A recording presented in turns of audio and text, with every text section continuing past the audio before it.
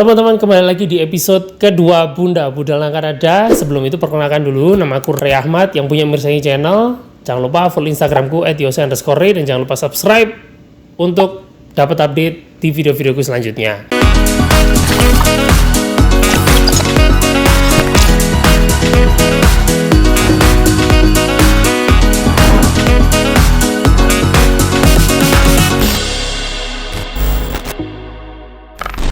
Di episode kali ini sudah banyak pertanyaan yang masuk, sudah banyak orang Indonesia yang pengen masuk ke Kanada lewat jalur ini, yaitu lewat turis visa atau visa berkunjung.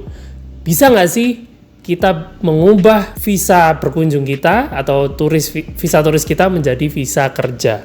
Tapi sebelum itu, aku akan kasih disclaimer dulu. Yang pertama bahwa aku bukan immigration consultant. Aku bukan konsultan imigrasi, dan yang kedua aku bukan lawyer.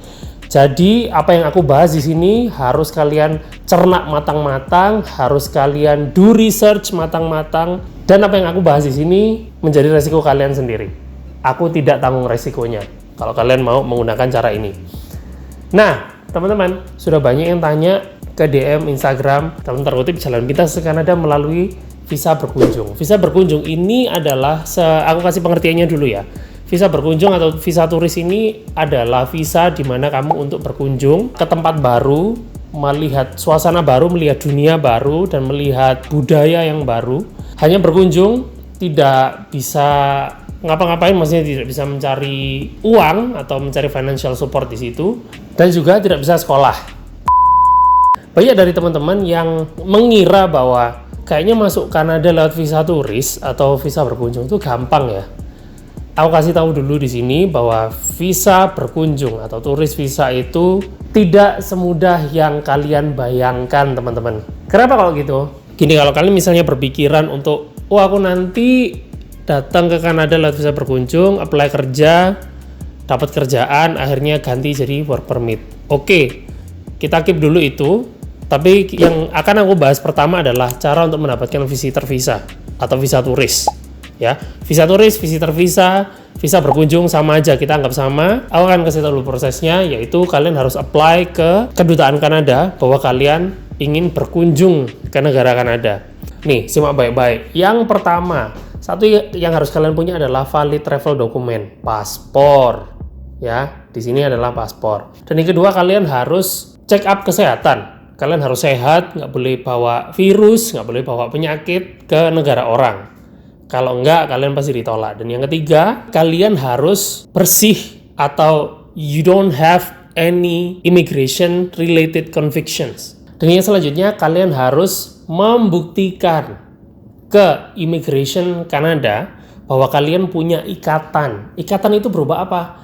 Ini yang penting ya, ini akan aku garis bawahi, ini yang penting. Kalian harus punya ikatan seperti rumah, pekerjaan, atau keluarga yang membuat kalian harus pulang dari Kanada setelah masa berlakunya habis. Itu yang penting. Jadi Immigration Kanada biar percaya kalau kamu si A akan pulang karena kamu punya kerja di Indonesia gitu. Dan yang terakhir, kalian harus punya cukup uang untuk bayar travelmu di sini, ya bayar hotel, bayar makan, bayar tempat wisata dan lain sebagainya gitu. Dan teman-teman, di syarat-syarat ini kamu juga harus membuktikan atau meyakinkan ke pemerintah Kanada bahwa kamu akan pulang setelah kunjunganmu berakhir gitu. Kunjungan itu juga bisa disupport dengan letter of invitations. Misalnya kalau ada seminar, itu biasanya dapat letter of invitations. Atau kalau ada yang punya keluarga di sini, biasanya keluarga di sini akan mengeluarkan letter of invitations buat kalian untuk datang ke Kanada sebagai dokumen pendukung. Susah, mudah, kalian sendiri yang menentukan. Jadi, karena kita negara Indonesia ya, karena kita dari Indonesia, bukan dari negara Eropa. Kalau kalian orang Eropa, itu dengan mudahnya mereka bakalan masuk ke Kanada tanpa visa. Mereka kalau mau tourism, ya langsung aja datang beli tiket gitu loh. Kalau orang Indonesia nggak bisa, karena pertimbangan politik gitu. Jadi sebelum kalian beli tiket berjuta-juta, ngurus visa pengunjung atau visa turis berjuta-juta datang ke Kanada, nggak bisa kerja, nggak dapat kerjaan, terus kalian pulang, kalian sendiri yang rugi. Makanya tonton video ini sampai habis. Nah teman-teman, sekarang selanjutnya yang kita bahas adalah kalau misalnya, kalian visitor visa atau visa pengunjung sudah dapat, jebret, ada di paspor kalian. Terus selanjutnya gimana? Akan ada satu pertanyaan atau satu statement lagi yang harus kalian yakinkan ke pemerintah Kanada bahwa kamu tidak ada maksud untuk terjun ke dalam labor market yang ada di Kanada. Ini part yang paling tricky. Kalau kalian tidak bisa membuktikan, satu, bisa jadi kalian akan ditolak. Bukan ditolak sih, kayak dipertanyakan, yang berujung ditolak. Yang kedua, kalian bisa di blacklist kalau sampai ketahuan. Nah, itu tadi beberapa hal yang harus kalian buktikan ke pemerintah Kanada kalau kalian mau dapat visa turis. Nah, sekarang studi kasus selanjutnya. Masuk ke hal yang selanjutnya, ketika kalian sudah dapat visa turis, sudah beli tiket, sudah berangkat naik pesawat, dan sampai Kanada. Nah, sekarang kan kalian mau kerja nih tujuannya. Nih, untuk bekerja kalian butuh work permit. Kalau punya work permit berarti kalian legit bisa bekerja. Misalnya kalian apply kerja, dapat kerjaan di McDonald. Ini sekarang gini deh, aku akan membahas dari sisi perusahaannya dulu. Perusahaan di sini lebih senang orang-orang atau pekerja yang sudah ada di Kanada. Bukan lebih senang sih, mereka lebih prefer, mereka lebih nyaman. Karena apa? Karena alamatnya sudah jelas, alamat Kanada, nomor teleponnya pasti nomor telepon dan rekening Kanada, kan gitu ya. Mereka sedikit ragu untuk meng-hire orang yang dari luar. Itu dari sisi perusahaan. Tapi kalau dari sisi kalian, misalnya, kalau kalian apply hanya sebagai pekerja di McDonald dengan visa turis, terus kalian dapat sponsor full time, ya nggak akan bisa. Karena apa? Karena pekerjaan ini tuh banyak yang mau di sini, gitu loh. Kalau kalian misalnya apply kerja gitu ya, apply kerja di tempat-tempat kerja yang kayak kitchen, kasir, kayak gitu-gitu, masih banyak orang-orang di sekitar sini, di sekitar Kanada yang mau pekerjaan ini, gitu loh. Walaupun kalian dikasih full time, tapi tetap itu tidak akan mengubah visa kalian menjadi work permit. Dan aku tekankan di sini, kalau kalian misalnya punya niatan, sekali lagi, kalau misalnya kalian punya niatan untuk bekerja, hanya bekerja di sini dengan visitor visa, terus habis itu pulang, jangan lanjutin video ini, mending kalian ke negara lain.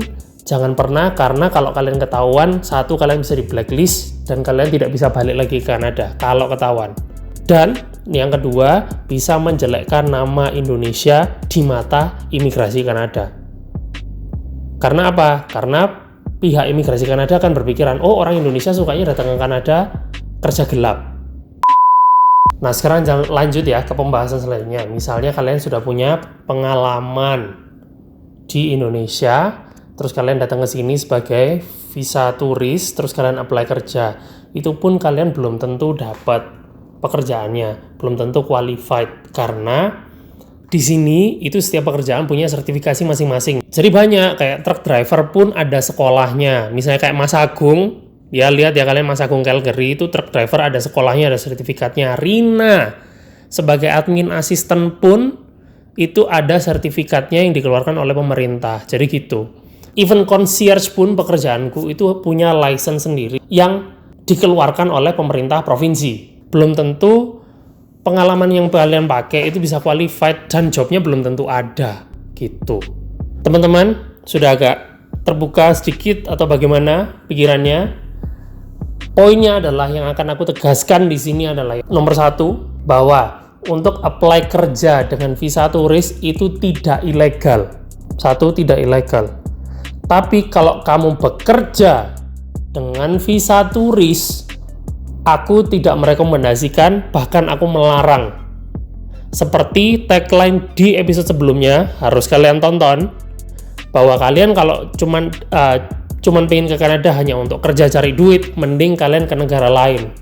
Banyak negara-negara lain, Timur Tengah banyak negara yang menerima pekerja Indonesia. Bahkan Malaysia, Taiwan pun bisa jadi. Kalian cari duit aja di sana, nggak usah Kanada. Kalau kalian pengen hidup yang lebih baik, datang ke Kanada. Jadi gimana teman-teman ya? Susah, gampang, kalian sendiri yang menentukan. Again, visa turis nggak seperti yang kalian bayangkan. Nggak segampang yang kalian bayangkan.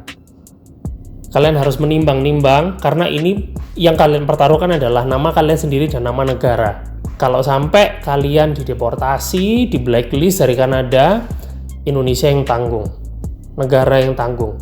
Efek buruknya adalah orang setelah kalian yang mau ke Kanada, legit, genuine, yang lengkap dokumennya akan dipersulit gara-gara ulah kalian yang pengen kerja sebagai visa turis di Kanada. Dan di episode selanjutnya aku akan membahas tips dan trik, tidak menutup kemungkinan aku masih punya cara biar kalian bisa datang ke Kanada, dapat visa kerja, tapi diawali dengan visa turis. Duh, gimana itu mas?